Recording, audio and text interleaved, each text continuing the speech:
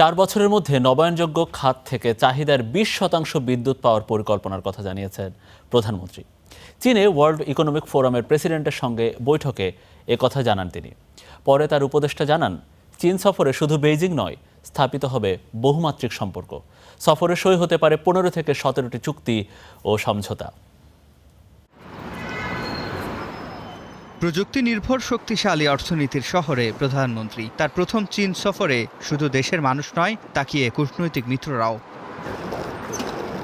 মঙ্গলবার বিকেলে প্রধানমন্ত্রীর সঙ্গে সৌজন্য সাক্ষাৎ হয় ওয়ার্ল্ড ইকোনমিক ফোরামের প্রেসিডেন্ট আলোইস জভিঙ্গির। চীনের ডালিয়ানের এই আয়োজনের শুরুতে জলবায়ু পরিবর্তনের বিরূপ প্রভাব মোকাবিলায় সরকারের নেয়া উদ্যোগ তুলে ধরেন Tarique Rahman. Climate resilience, climate security, climate finance নিশ্চিত করা is a key top priority. And to do that, we need to work with collective responsibility.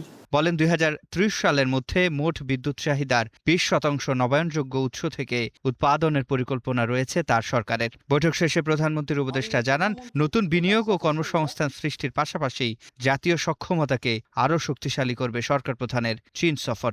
নবায়নযোগ্য জ্বালানির শতকরা 20% উন্নতি করার যে লক্ষ্যমাত্রা, সেটি তিনি বিশ্ব দরবারে বাংলাদেশের পক্ষ থেকে উপস্থাপন করেছেন।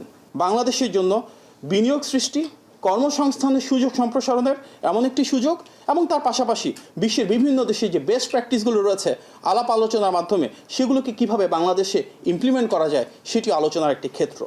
এই সফরে 7 দেশের সরকার প্রধানের সঙ্গে নৈশভোজে অংশ নেবেন প্রধানমন্ত্রী। বুধবার দুপুরে দালিয়ান থেকে হাই স্পিড ট্রেনে যাবেন বেইজিং। 25 জুন চীনের প্রধানমন্ত্রী এবং 26 জুন প্রেসিডেন্ট শি জিনপিংয়ের সঙ্গে শীর্ষ বৈঠক রয়েছে তার। সিফাত শাহরিয়ার, স্টার নিউজ, ঢাকা।